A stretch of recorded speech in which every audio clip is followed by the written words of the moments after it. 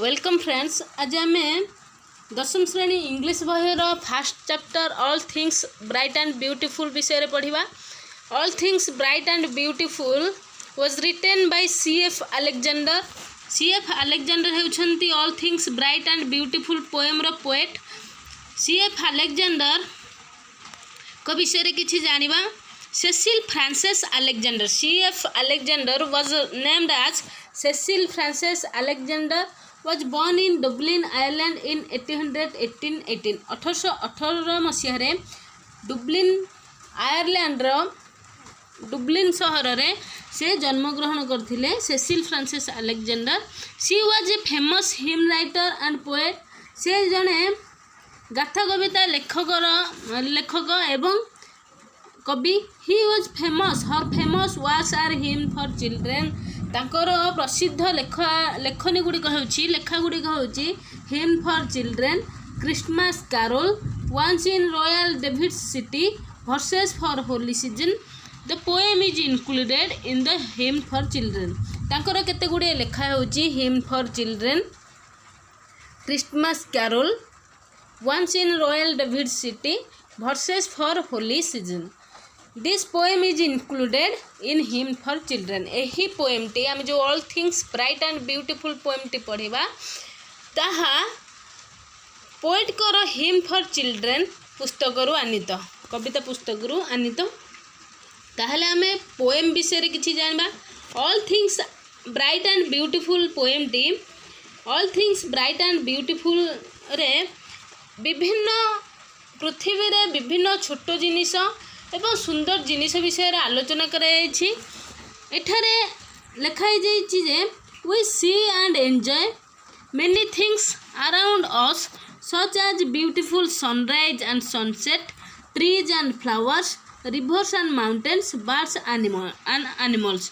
आमे आम चारिपटे थिबा सुंदर सूर्यास्त, सूर्योदय, सूर्यास्त, फूल गछ, रिवर्स एंड माउंटेन्स, नदी पर्वत, बर्ड्स एनिमल्स, विभिन्न प्रकार जिनस देखू आउ उपभोग करूँ। We smell the fragrance of flowers and feel the change of seasons. आमे फूलर बास्ना को आघ्राण करूँ एवं विभिन्न ऋतु जो परिवर्तन हुए ऋतु परिवर्तन को मध्य आमे उपभोग करूँ। We have eyes to see all these things and lips praise to the beauty of creation. We have eyes आमर आखि अच्छी सबू जिनिस देखा एवं ओठ मध्य भगवान देइछंती सबू सृष्टिर समस्त सौंदर्य को आमे जेमिति प्रशंसा करि परिबा सेथिबाई भगवान हमको ओठ देइछंती। Have you ever thought who has created such beautiful things for us. तुमे केबे भाबिଛ कि एही नुआ नुआ जिनिस सुंदर जिनिस को किए तैयारी करिछि हम पई। Who has blessed us with the sense of site, smell and feeling. आमर जो विभिन्न इंद्रिय गुड़िक अच्छी आम जहाँ द्वारा देखि पारुचे, सुंघी पारुचे एवं अनुभव कर पारुचे सेगुड़िक आमको किए देइछंती। केबे भाबिଛ कि सही विषयटी होछि आमे जो all things bright and beautiful विषयटी पढ़िबा सेथिरे आमे भगवानंकर समस्त जिनिस को सेमाने जो भगवान आमको समस्त जिनिस देइछंती ताको आमे प्रशंसा करिछे एवं विभिन्न छोट छोट जिनिस विषय रे मध्य एठारे पोएट कहिछंती एवं सेगुड़िक केते सुंदर एवं भगवान ताहाको तैयारी करछंती। आमे जेपरि भगवान ठारे कृतज्ञता ज्ञापन करिबा शेष पारारे मध्य शेष स्टांजारे मध्य एठारे पोएट आम पई कहि दैछंती। ताहले आमे then we should start the poem to read. All things bright and beautiful, all creatures great and small, all things wise and wonderful, the Lord God made them all. Each little flower that opens, each little bird that sings, He made their glowing colors, He made their tiny wings. The purple-headed mountain, the river running by, the sunset and the morning that brightens up the sky. the cold wind in the winter, the pleasant summer sun, the ripe fruit in the garden, he made them everyone. The tall trees in the greenwood, the meadows where we play, the rushes by the water we gather every day. He gave us eyes to see them and lips that we might tell how great is God Almighty who has made all things well. एठारे poet भगवान आम जो समस्त आम चारिपाखे समस्त वस्तु रखिंट समस्त जिनिस रखिंट प्रत्येक सृष्टि तांकर अति मनोहर अति सुंदर अत्यंत आकर्षणीय बोली से आमर यही पोएम रे आलोचना करछंती से मध्य कहिछंती प्रत्येक जिनिस से सनसेट हो कि मॉर्निंग हो कि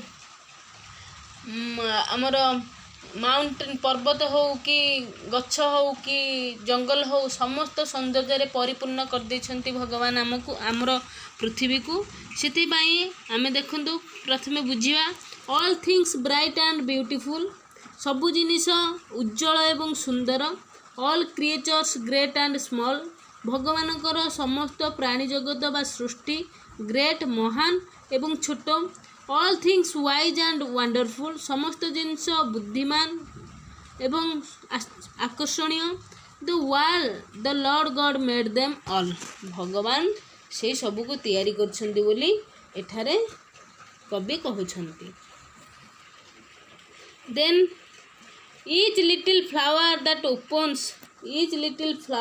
ओपन्स प्रत्येक जो फूल छोट छोट फूल माने ओपन माने फुटे each little bird that sings प्रत्येक छोट छोट चढ़ई जो माने गीत गाती he made their glowing colours से फ्लावर रो ग्लोइंग कलर्स तैयारी करछंती he made their tiny wings से बार्ड रो छोट छोट डेना मध्य तैयारी करछंती एठारे ही भगवान को बुझौची भगवान सतरे केते महान से प्रत्येक फूल जो मानकर प्रत्येक फूलर रंग को तैयारी करछंती प्रत्येक चढ़ईर डेना को तैयारी करछंती जहाँ आमको बहुत सुंदरता दिए बहुत मनमुग्ध कर दिए ताहाको भगवान तैयारी करछंती the purple headed mountain the river running by the sunset and the morning the brightness of the sky the purple headed mountain कहीं एठारे कुहा गला the purple headed mountain कहीं कुहा गला एठारे mountain होची purple headed purple होची bluish red purple color होची bluish red जेते बेले सूर्यंकर लोहित आभा सकाळे आ संध्या बेले पहाड़ उपरे पड़ी थाए सेते बेले पहाड़ उपरटा ब्लूइश एवं रेड देखा जाई थाए तेणु ताकू आमे पर्पल हेडेड माउंटेन कह जाइछि द रिवर रनिंग बाय जो माउंटेन करे रिवर बही थाए जो नदी झरणा बही थाए the sunset and the morning जो सकाळे आ संजरे that brightness of the sky जो सनसेट आ मॉर्निंग सकाळ आ संज को उज्जवल कर दिए ताहाको भगवान तैयारी करछंती बोली पोएट एठारे कहउछंती तापर हमें देखिबा next stanza the cold wind in the winter the pleasant summer sun the ripe fruit in the garden he made them every one शीतर प्रत्येक शीतल पवन को द प्लेजेंट समर सन सूर्यर जो उष्मता जेते बेले आमर भारत रे सिना कोल्ड आमको शीतटी कष्ट दिए शीत कष्ट दिए ग्रीष्म कष्ट दिए किंतु जेते बेले गोटे कोल्ड कंट्री आयरलैंड डुब्लिन सहर रे रहुथिबा कविंकर घर जेते बेले शीत रे वर्ष सारा तांकर शीत हुए जेहेतु सेटा गोटे शीतकालीन देश मात्र जेते बेले ग्रीष्म हुए तांको बहुत उष्मता दिए एवं तांको ग्रीष्मटी आरामदायक लगी थाए से द प्लीजेंट आनंद मध्य देई थाए तेणु से एठारे समर सन बा ग्रीष्मर सूर्य को प्लीजेंट आनंददायक बोली कहिछंती the ripe fruit in the garden बगीचारे जो पाचिला फल फली थाए आमे ताहाको खाई थाउ ही मेड देम एवरीवन से এই सब cold wind in the winter the pleasant summer sun और the ripe fruit in the garden समस्त को भगवान तैयारी करछंती बोली पोएट एठारे आलोचना करछंती नेक्स्ट आमे देखिबा next stanza the tall trees in the greenwood The tall trees in the greenwood, the meadows where we play, the rushes by the water we gather every day. The tall trees in the greenwood, जो greenwood सबुज जंगल रे प्रत्येक गछ. The meadows where we play, meadows होची playground. Meadows घास आच्छादित playground कहले आम मिडोज को कहवा घास आच्छादित खेल पड़िया. जेहेतु सेटा गोटे शीत अंचल सबु बेले घास आच्छादित खेल पड़िया तांकर थाए, तेणु से मिडोज हुएर प्ले आम जो खेलु. द रसेस बाय द वाटर, प्रत्येक पानी कड़े कड़े, बाय द वाटर पानी कड़े कड़े, रसेस तंडी गछ होता है बा आम जहाँ कह छण गछ होता है. वी गैदर एवरीडे, आम प्रत्येक दिन एकाठी करूँ, माने प्राय लोक मैंने प्रत्येक दिन एकाठी करती to make basket and mat. Mat एवं बास्केट तैयारी करने लोक मैंने ताहाकू गैदर एकाठी करथांती. ताकू भगवान तैयारी करछंती बोली एठारे कवि कहिछंती. He gave us eyes to see them and lips that we might tell how great is God Almighty who has made all things well. He gave us eyes to see them. आमको आखि देछंती. ए जो जिनिस ऊपर आमे आलोचना कले, भगवानकर विभिन्न सृष्टि ऊपर आलोचना कले, सेगुड़िक देखिबा पई आमको भगवान आखि देछंती बोली से कहउछंती. and lips that we might tell, एवं ओठ देछंती आमे जहाँ निहाती कहवा दरकार.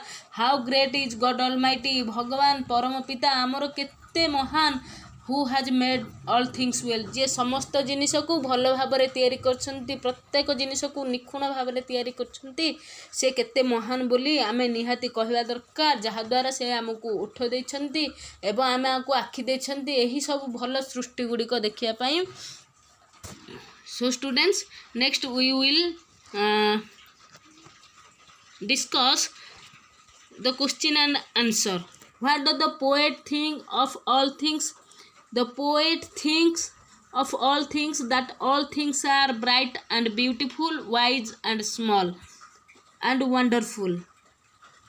Who has made all these things? ए जिनिस सबू को किए तैयारी करछंती. एठी लिखिबा हमें God has made all these things. तापर देखिबा 3 number, what are the little things mentioned in the poem. The little things mentioned in the poem are the little bird, the little flower, the little bird and the little flowers. How does the poet describe, question number 4, how does the poet describe the beauty of flowers. The poet describe that God has made the color of glowing flowers and he made so we can see this beautiful flowers and amuse ourselves. हमको खुशी करी पारछे. How does the poet describe the little birds? The poet describes that the wings of the little birds are made by God. Little bird रो जो wing अच्छी Dana अच्छी जहाद्वारा से गीत गाई गाई उड़ी बुलू थाए ताकू भगवान तैयारी करछंती बोली एठारे पोएट डिस्क्राइब करछंती. देन आमे देखिबा how is the mountain described in the poem. The mountain described in the poem as purple headed. The mountain described in the poem as purple headed. Why does it appear so, यह एपरी काहे देखा जाए, जो purple headed काहे देखा जाए. Because it appears so because the rays of the setting sun make the mountain top appear purple or bluish red. The rays of the setting sun make the mountain top appear purple, bluish red.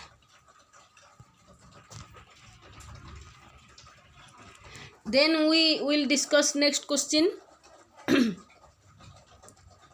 What brightens of the sky? The morning and the sunset brightens of the sky. एठा लिखिबा the morning and the sunset brightens of the sky. How does the sky look during the sunset? The sky look glowing during the sunset. आकाशटी चिकचिक देखा जाए sunset time रे. Which are 2 seasons mentioned in the poem? The 2 seasons mentioned in the poem are the winter शीत and the summer ग्रीष्म. Why does the poet consider the summer sun pleasant? The poet considers the summer sun pleasant because The place is Ireland. It was a winter place, cold country. It was a cold country. So when the summer sun comes, where the summer season comes, ଯେତେବେଳେ summer season ଆସେ, it makes the life of people better and warm. So the poet considers the summer sun pleasant. What do we enjoy in the greenwood? We enjoy tall trees in the greenwood. We enjoy tall trees in the greenwood.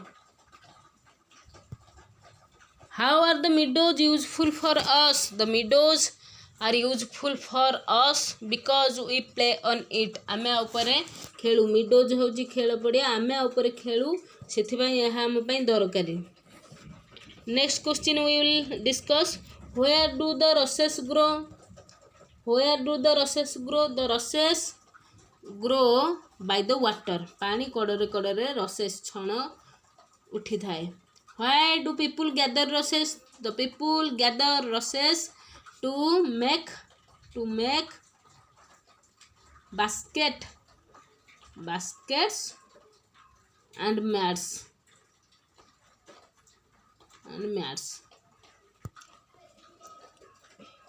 Why has God given us eyes? God has given us eyes to see the beautiful, the wonderful things which are made by God. What should our lips tell? Our lips should tell how great is God Almighty. How does the poet describe the God? The poet described the God as Almighty.